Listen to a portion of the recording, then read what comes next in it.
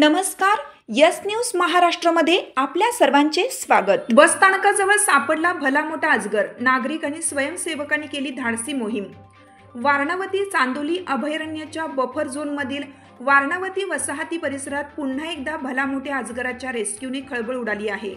मानवी वस्तीत सतत सर्प दर्शनाच्या घटना घडत असून गेल्या वर्षभरात 5 ते 6 वेळा विविध प्रकारचे सर्प आणि अजगर रेस्क्यू करण्यात आले आहेत। शनिवारी रात्री वारणावती बस स्थानकाजवळील एका टेलर्सच्या दुकानाजवळ साधारण 25 ते 30 किलो वजनाचा प्रचंड अजगर आढळून आला। नागरिकांच्या सतर्कतेने प्लॅनेट अर्थ फाउंडेशन शिराळ यांच्या स्थानिक कार्यकर्त्यांच्या मदतीने अजगराचे यशस्वी रेस्क्यू करण्यात आले। त्याच ठिकाणी आणखीन एक घोणस जातीचा विषारी सर्प दिसला होता, मात्र अंधाराचा फायदा घेत तो पसार झाला। रेस्क्यू दरम्यान घटनास्थळी मोठी गर्दी जमली होती। अखेर हा अजगर सुरक्षितरित्या पकडून सह्याद्री व्याघ्र प्रकल्पात सोडण्यात आला। अजगर हा वन्यजीव संरक्षण अधिनियमांतर्गत शेड्यूल 1 मधील संरक्षित प्राणी असल्याने त्याला वाघासारखे संरक्षण मिळावे अशी स्थानिकांची मागणी आहे।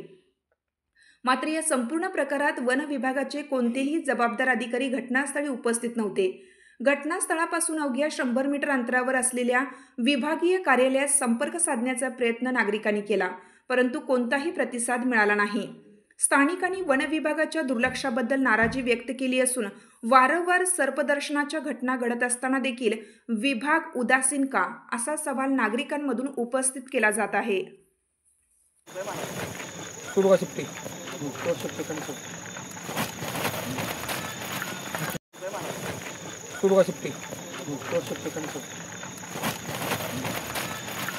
हाक तुमची, साथ आमची। यस न्यूज महाराष्ट्र चॅनलला लाईक करा व सबस्क्राईब करायला विसरू नका।